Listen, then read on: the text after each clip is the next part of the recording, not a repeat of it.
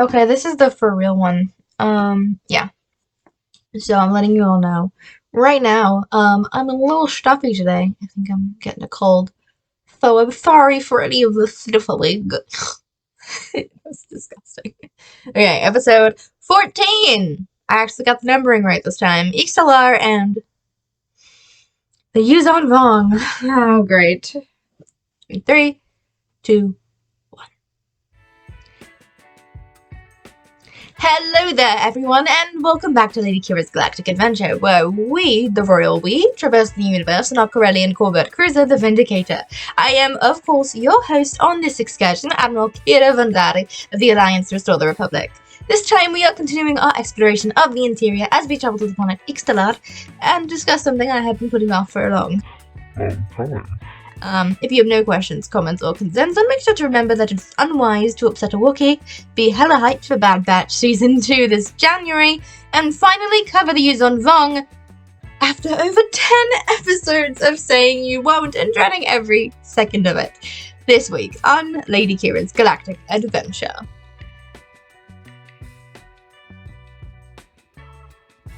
Before you start rejoicing at the fact that I have finally cracked before anyone even asked to cover the civilization that shall not be named, we have a planet to cover first. Let's be honest, the only reason we are covering said war and said civilization is because there's little to no information on Ixtlar, which I misspelled in the YouTube video from last week. Shut up. Ixtlar, here we come. Okay. Firstly, the canon, of course. You should know the deal by now, unless you're new here, which in that case, hi. Welcome to probably the most boring and chaotic episode to tune into ever. In canon, Ixtlar is an astronomical object located at L10 in the galactic grid, which is located along the Correlian Run. If you have not listened to the Coruscant episode, which you definitely should, as it's mandatory listening for this podcast, and are wondering what the Correlian Run is, let me give a bit of a recap.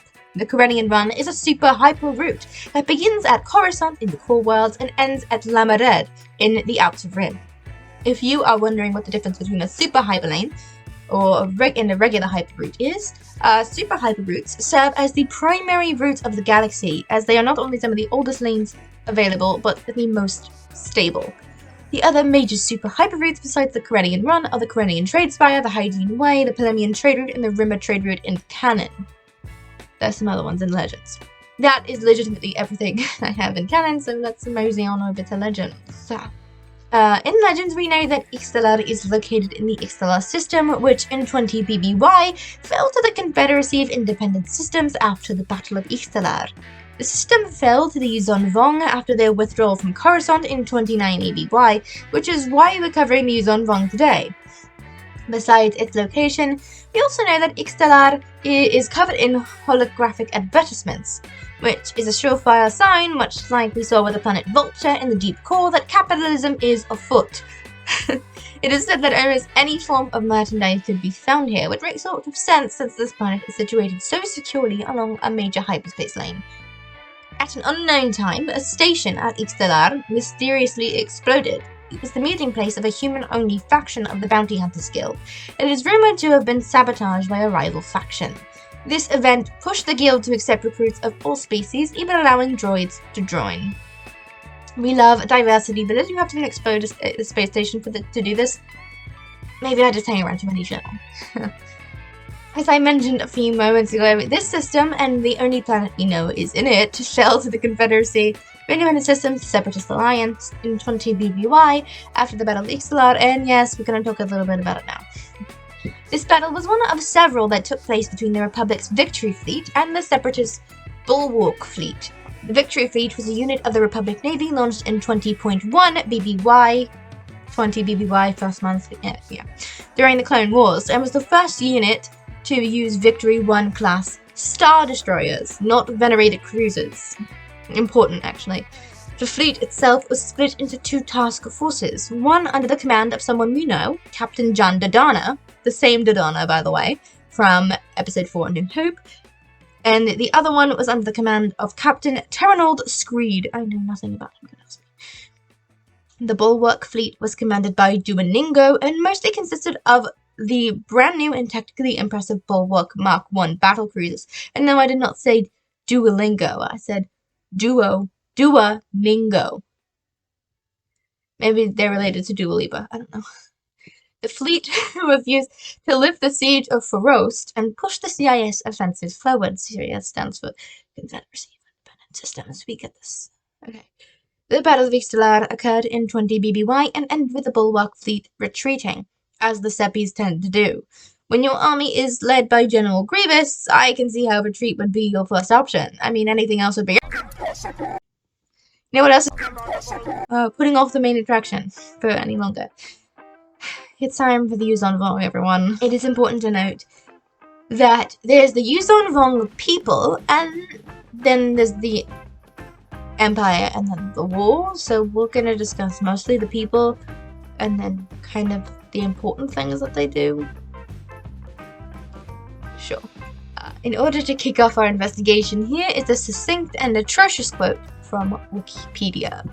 The Yuuzhan Vong, children of Yun Yuuzhan, also called the Chosen Race, known to the Chiss and the Faroans as the Far Outsiders, and sometimes incorrectly abbreviated to Vong, which implied that one was disowned by their family and their gods, were a nomadic extragalactic sentient species that nearly destroyed the New Republic and were responsible for the deaths of nearly 300 trillion sentient beings during their invasion of the galaxy. Fun! They originated outside the known galaxy, which is similar to the origins of the Chiss, but even they were not as vicious as this. The Yuuzhan Vong were a humanoid species, initially leading some to believe that they were a human offshoot race. However, Yuuzhan Vong typically lacked kidneys, were taller, had heavier builds, had an average lifespan of 76 standard years, which was 2 to 3 times the length of a normal human one. Yuuzhan Vong had sloping, almost ridge-like foreheads, with some with pointed ears, short stub-like noses, small blue sacs that could be found under their eyes that were considered a mark of beauty and expanded and contracted based on their mood. Their skin could be grey or yellow, their blood was black like ink, and their nervous systems were very conductive, as if they were made specifically for feeling pain. More on that later. The most interesting / terrifying thing about the species, though, is that they were outside of the Force as the Jedi knew it to be. They had no Force presence that could be sensed, and were unaffected by most Force powers that were targeted directly at them. More on this later. This meant that any attempt to sense their motivation, truthfulness, or determine their next course of action were futile. Although it did mean that one was capable of detecting them by reaching out in the Force and determining if the person had no presence within it, but the only known Force techniques that seemed somehow exempt from this limitation were variations on Force Lightning or Emerald Lightning, the Dark Side technique Force Net, Dark Transfer, and to an extent Shatterpoint. A small number of Jedi developed another ability though, the Vong Sense, which worked similarly to the Force, but only relating to the Yuuzhan Vong and their biots, because they use biotechnology, which is even freakier. Yuuzhan Vong culture was centered around sacrifice and their gods, although warriors in particular were centered on the philosophy of pain. They tended to glorify pain, not as a motive for action, but rather as a state of living. This reminds me of a certain half-Korean gaming YouTuber with 2-hit podcasts, Markiplier. They believed that, just like their gods had sacrificed their bodies to create the galaxy, the Yuuzhan Vong themselves were to sacrifice parts of their body for a greater purpose. That's not like Markiplier. He just wants to know, how much his body can take. Back to the Yuuzhan Vong. This could range from mottling or scarring and sweeping tattoos, or even extremes such as grafting organs from other creatures onto one's own body. This grafting was done to enhance their own abilities and was undergone in a ceremony known as the Escalatier ceremony, in which an engineered organism related to an implanter began to make cuts and incisions and place the implants in the body. If the body accepted them, the Yuuzhan Vong would be promoted to a higher rank. If the body didn't, the individual would either be killed or marked as a shamed one.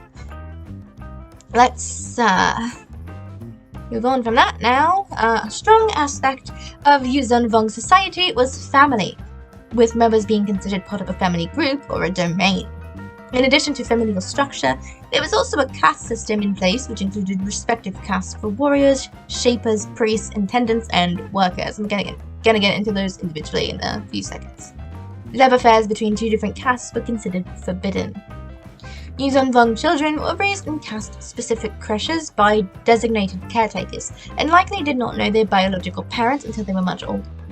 A useful survival trait for children in such harsh and competitive environments was paranoia, as children that were deemed, quote, deformed were usually killed at birth, as well as twins were forced to, fight to the death so only one may live. On the top of the Yuuzhan Vong caste system stood the Supreme Overlord, who had control over all other castes.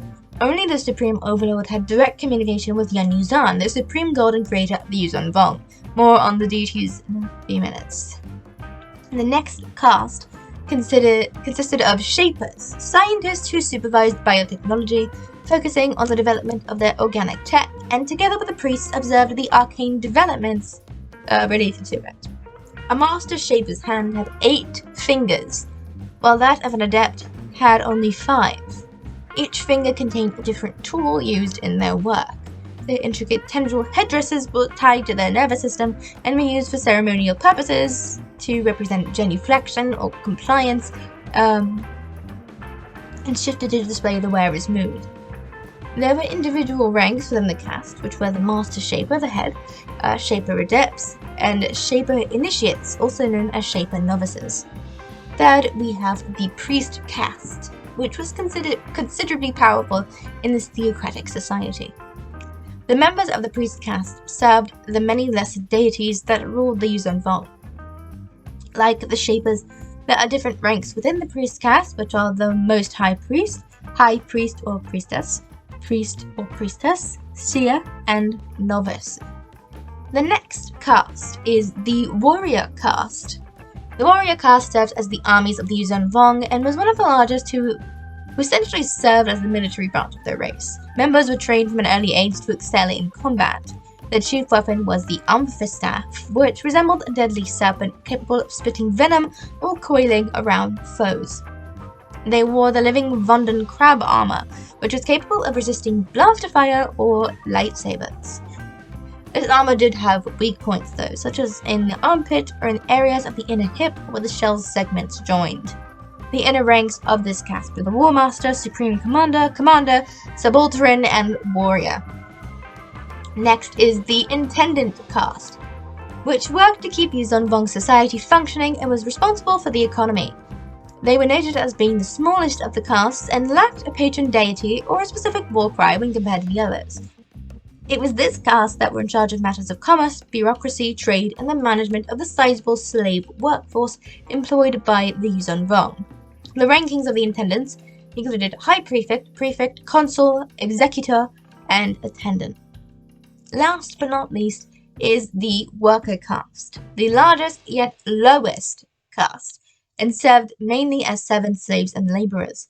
The Worker caste include Shamed Ones, those whose bodies had rejected any organic implants and modifications, those born outright into the Worker caste, those who had failed to succeed in other castes, so on and so forth. Slaves and Shamed Ones were treated with contempt, even by their fellow workers, even though Yuuzhan Vong born into the Worker caste were actually descended from Shamed Ones. But with the castes out of the way, let us move on to the deities of the species' faith. The Yuuzhan Vong religion, called the True Way, was a societal cornerstone for their society. They were devout to their pantheon of deities and appeased their desires through genocide and death. One major god of their faith is Yuuzhan, the creator. He is the most powerful deity in the faith and sacrificed most of his body parts, to create the lesser deities and the Yuuzhan Vong galaxy. Only the Supreme Overlord had direct contact with him. Yanhala was the trickster, the cloaked goddess of deception and aggression, who represented the political caste. Next is Yamaka, the slayer and god of war. His image was of a multi-tentacled being who was the inspiration for the form of Yamosk. He was primarily worshipped by the warrior caste, but was ultimately created by the priest caste when the Yuuzhan Vong turned to war. More on that later. Yan Nishel was the modeler. She oversaw natural life cycles and was worshipped by the Shaper caste.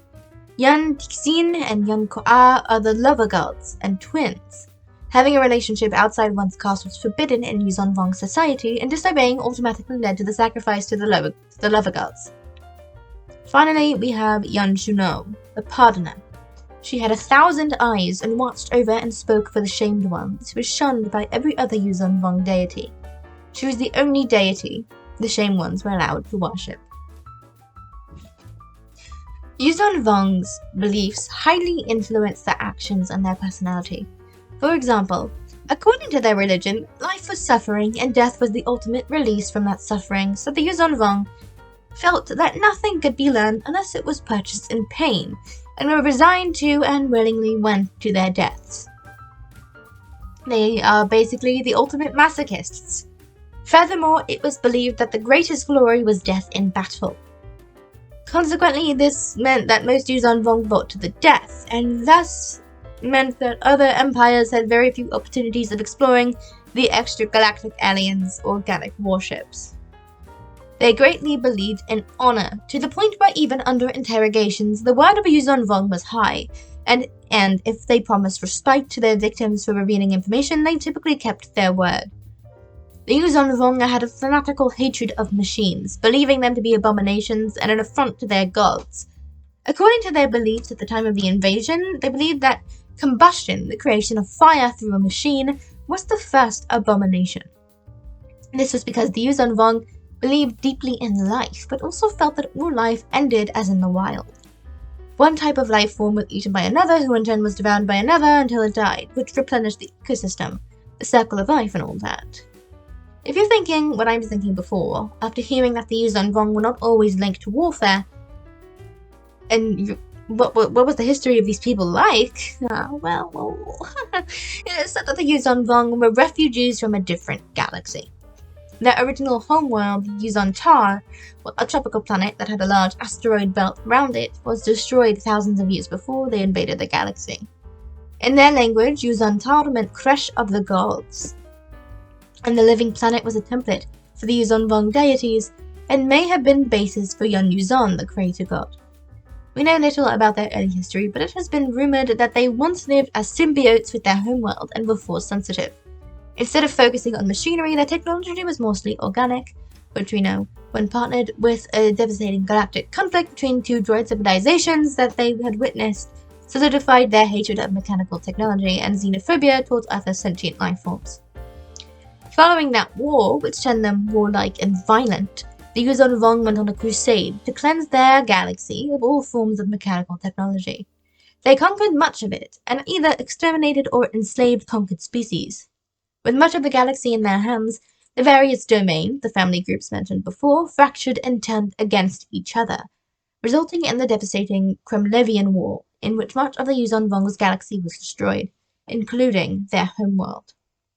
Now, separated from the symbiosis of their homeworld, their connection to the Force was severed, resulting in great pain, which may be why the species idolizes pain so much, as it itself may be the only way to return to that symbiosis they once had.